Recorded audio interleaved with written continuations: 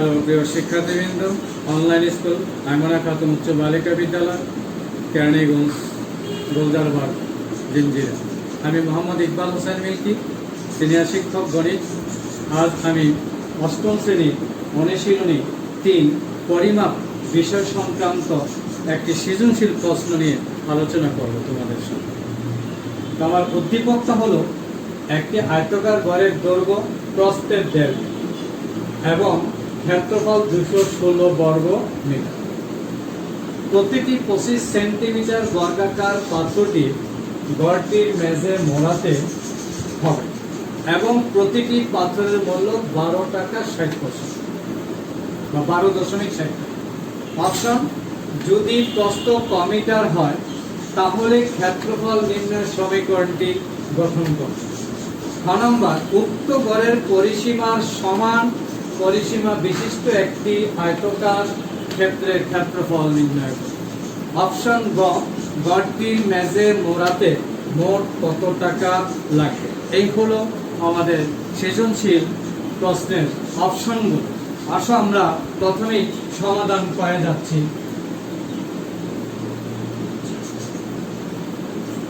সমাধান ক। কয়ের অপশনে দেওয়া আছে প্রস্থ মিটার, দেওয়া আছে ঘরটির প্রস্থ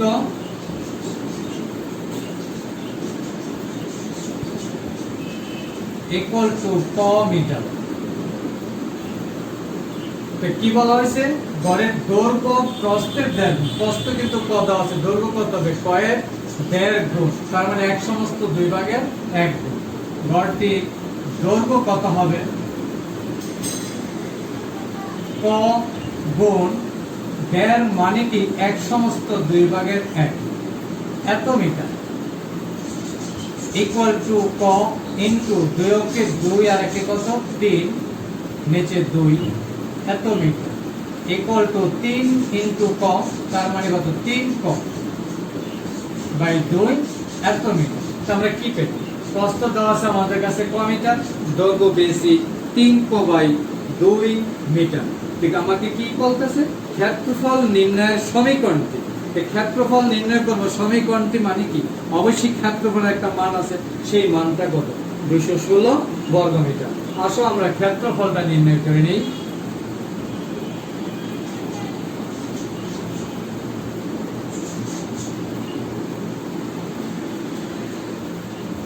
ঘরটির ক্ষেত্রফল, সুতরাং ক্ষেত্রফল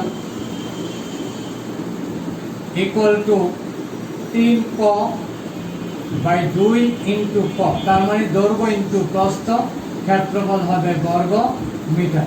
ইকুয়াল টু 3 ক ইন্টু ক, তার মানে কি 3 ক স্কয়ার বাই 2 বর্গ মিটার। এখন যেহেতু আমাকে বলছে সমীকরণ নির্ণয় করো, সমীকরণ মানে কি?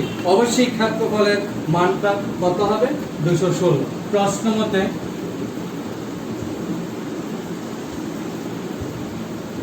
3 ক স্কয়ার বাই 2 ইকুয়াল টু 216।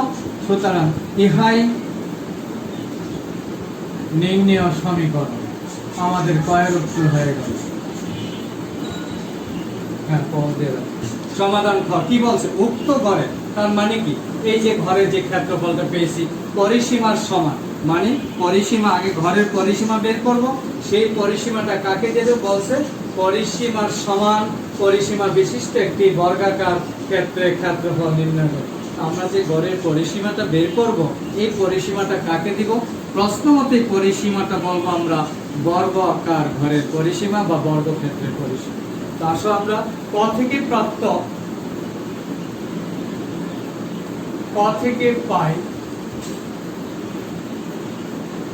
3 ক স্কয়ার বাই 2 ইকুয়াল টু 216 বা 3 ক স্কয়ার 2 দিয়ে গুণ করে দিই আমরা, কত হলো? 432। এখন যদি আমরা ক স্কয়ারটা রেখে দিই, 3টা কোথায় যাবে? 432 কে আমরা 3 দ্বারা ভাগ করলাম। এখন আসো ক স্কয়ার সমান সমান কত পাইছি? 3 14 42 কাটাকাটি করলাম, কত 3 4 12, তার মানে ক স্কয়ার সমান সমান 144 পাই। উভয় পক্ষকে যদি আমরা বর্গমূল করি তার মানে কি কটা রেখে দিলাম, স্কয়ারটা বর্গমূল হয়ে গেল 144 এর উপর বর্গমূল। সুতরাং ক ইকুয়াল টু 144 এর বর্গমূলটা কত হবে 12। অতএব ক সমান সমান কি প্রস্থ 12 মিটার পেয়ে গেলাম। আমরা এখন দৈর্ঘ্য বের করব।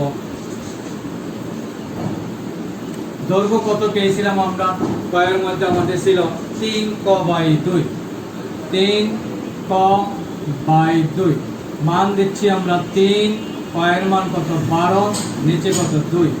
এখন এটা মিটার কাটাকাটি করলাম 6 দুগুণে 12, তো আমরা কত পেলাম ইকুয়াল টু 3 6 18 মিটার পেলাম আমরা গড়টির দৈর্ঘ্য। তো গড়টির দৈর্ঘ্য পেয়েছি 18 মিটার, প্রস্থ পেয়েছি কত 12 মিটার।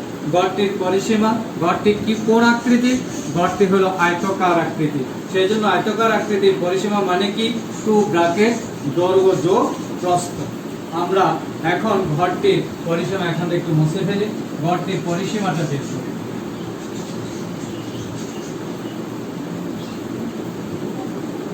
গড়টির পরিসীমা ইকুয়াল টু 2 ব্র্যাকেট দৈর্ঘ্য যোগ প্রস্থ। দৈর্ঘ্য মানে কত 18, প্রস্থ মানে কত 12, তার মানে 18 যোগ 12 এত মিটার। 18 আর 12 হইতেছে কত 30, 2 ইনটু 30 মিটার ইকুয়াল টু কত 60 মিটার। গড়টির পরিসীমা আমরা পেয়ে গেলাম কত মিটার 60 মিটার।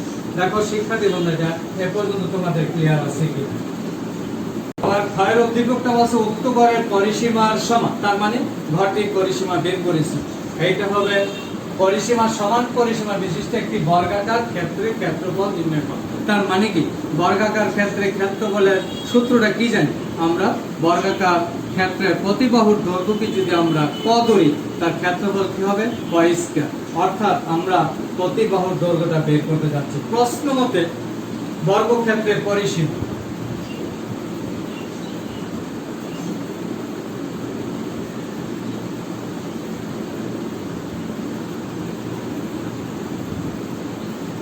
মিটার। বর্গক্ষেত্রের পরিসীমা মানে কি বর্গক্ষেত্রের 4টা বাহুর যোগফল। এখানে বর্গক্ষেত্রের প্রতিটি বাহুর দৈর্ঘ্য সমান, সেই জন্য 4টা বাহুর পরিমাণ যদি এখানে 60 হয় তখন আমরা কি করতে পারি, এখন প্রশ্ন মতে বর্গক্ষেত্রের পরিসীমা বলতে হবে, বর্গক্ষেত্রের পরিসীমা। তখন আমরা কি করতে পারি, বর্গক্ষেত্রের প্রতি বাহুর দৈর্ঘ্য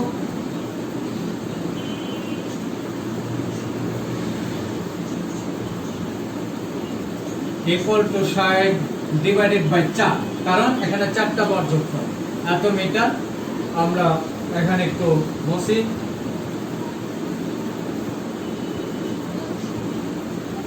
কাটাকাটি করলাম কত হলো 15 মিটার সমান সমান 15 মিটার। আমরা গড়টি বর্গাকার গড়টির প্রতি বাহুর দৈর্ঘ্য 15 মিটার পেলাম। সুতরাং বর্গাকার ক্ষেত্রের ক্ষেত্রফল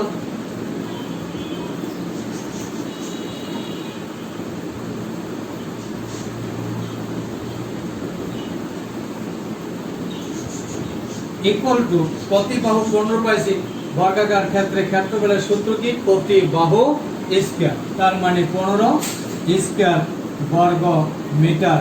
15 কে যখন আমরা বর্গ করব 225 বর্গ মিটার। আমরা বর্গাকার ক্ষেত্রে ক্ষেত্রফল পেয়ে গেলাম 225 বর্গ মিটার। এখন আমরা গ নাম্বার অপশনটি করব, গড়টির মেঝে মোড়াতে মোট কত টাকা লাগে।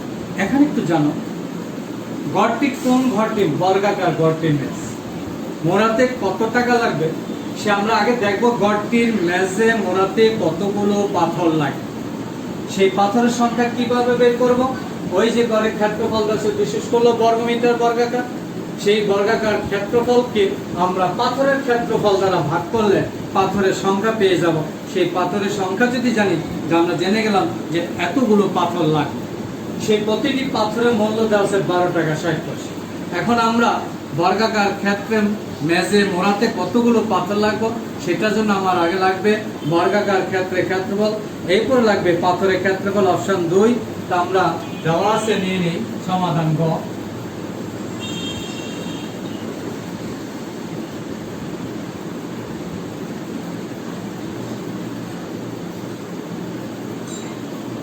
ঘরের ক্ষেত্রফল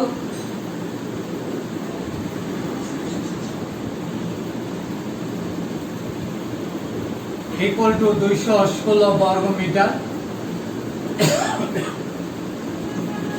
এই 216 বর্গ মিটার আমরা ঘরের ক্ষেত্রফল পেয়েছি। এখন আমরা বের করব পাথরের ক্ষেত্রফল, যেহেতু পাথর এখানে মোড়াতে হবে দেওয়া আছে, এবং বর্গাকার পাথরের দৈর্ঘ্য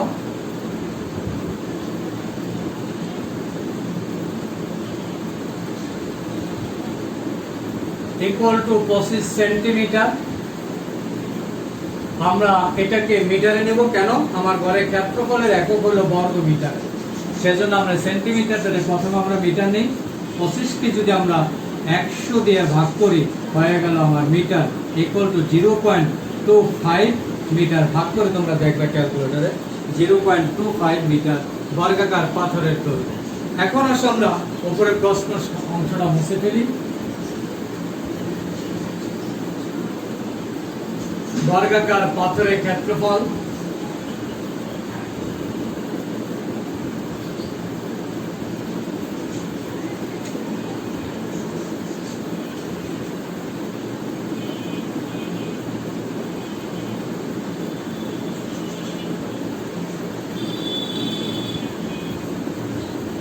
প্রতিটা বাহুর দৈর্ঘ্য সমান বর্গাকার পাথরের দৈর্ঘ্য, সেজন্য বর্গাকার পাথরের ক্ষেত্রফল কি হবে? 0.25 স্কয়ার বর্গ মিটার। এখন আমরা এটাকে বর্গ করলে 0.0625 বর্গ মিটার আমরা পেলাম। কয়টা পেলাম? একটা হলো ঘরের ক্ষেত্রফল, আর এখন আমরা বের করলাম বর্গাকার পাথরের ক্ষেত্রফল। সুতরাং ঘরটির মেঝে মোড়াতে মোট পাথর লাগবে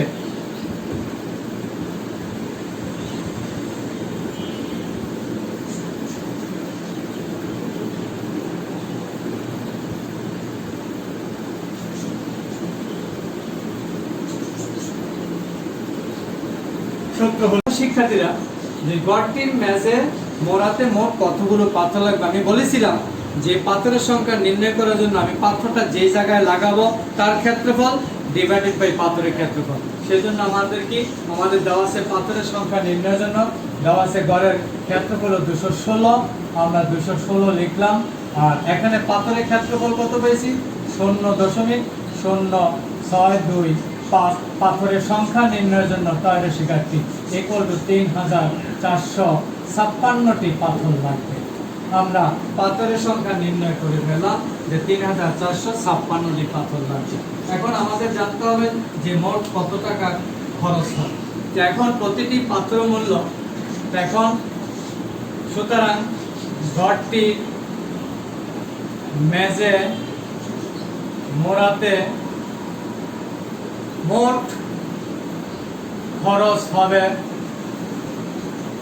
ইকুয়াল টু পাথর কতগুলো?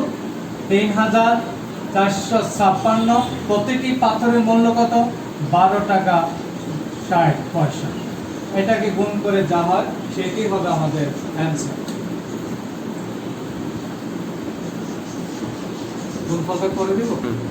সুতরাং টোটাল হলো 43,573 টাকা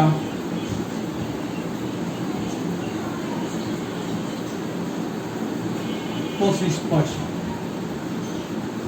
ঘরটির মেঝে মোড়াতে আমার খরচ হচ্ছে 43,573 টাকা 25 পয়সা।